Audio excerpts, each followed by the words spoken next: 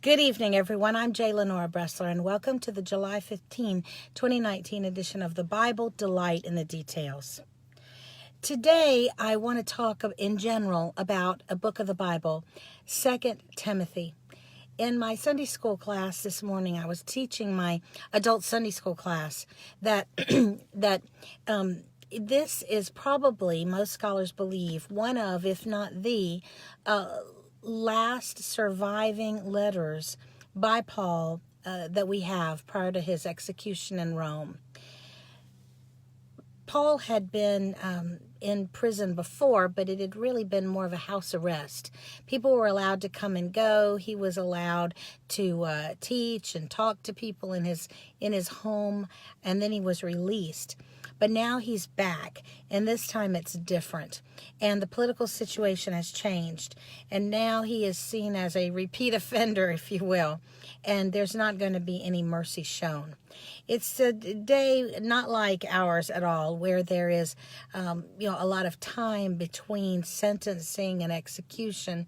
No, this was basically on the whim of the emperor, the whim of the jailers, when execution would take place. So literally, we're seeing, as we read this letter from Paul to his beloved Timothy, someone he thought of as almost like a father. He appears to have been a surrogate father to this young man, and he knows, and so does that young man, that this is probably the last words that he will write, and that the boy will hear. The young man will read, I should say, from Paul. Now, when you start reading 2 Timothy, it's absolutely fascinating because over and over, Paul is talking about the promise of eternal life from Jesus. And he's talking about how he has been advocating for that he's been teaching that. And he just, it's interesting because, when someone thinks they're about to die, when they are under the impression that death, mortality is imminent, they start revealing what's really, really on their heart.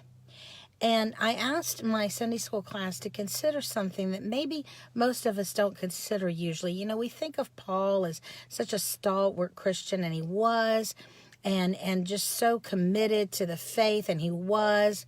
But if you ever thought of it a little bit, how wild it really was that he was so committed. This is a man who was given every advantage from the Jewish perspective. He came from apparently a very good family. He was a Jew among Jews. He was highly educated. In fact, he was a protege of one of the greatest rabbis ever. Even people that are not Jewish often recognize the name Gamaliel as one of the great rabbis of all of history. He is a man who had attained at a relatively young age, apparently great authority in the Israeli state of the religious state, because he was given such authority to basically wipe out, to persecute, hound to death, literally, a sect of Judaism at that time, a Christianity. And so from a Jewish standpoint, he had been given every potential possible advantage to knowing and serving the Jewish God, Yahweh. And yet, what had he done? What had this man, with so much opportunity and so much given to him, what had he done? He had dared to say that this Jewish carpenter, this itinerant type preacher, was the equivalent of Yahweh. You gotta know that at the end of his life, he is certainly hoping and praying that he has bet on the right horse. Because think of it, if he has not, there's going to be no mercy from Yahweh. How dare he who should have known better, had it not been true, compare this man to he himself, God.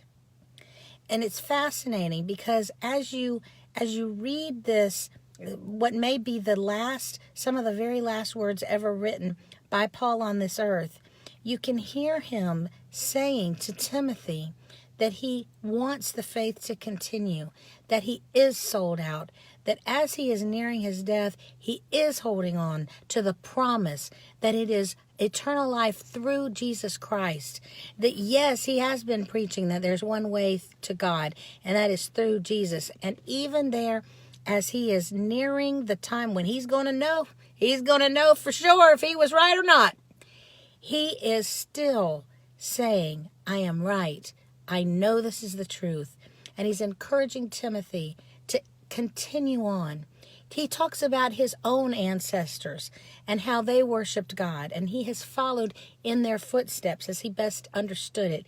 He reminds Timothy that his own ancestors, his mother and grandmother, were believers, and now he is called to be the next generation.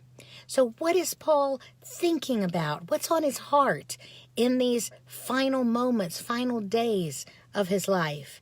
He wants to reassure his dearly loved spiritual son that he believes that he has absolutely been preaching the truth, and that Christ is trustworthy, and that he will reward him as he had promised with eternal life. And he's encouraging him to continue the faith.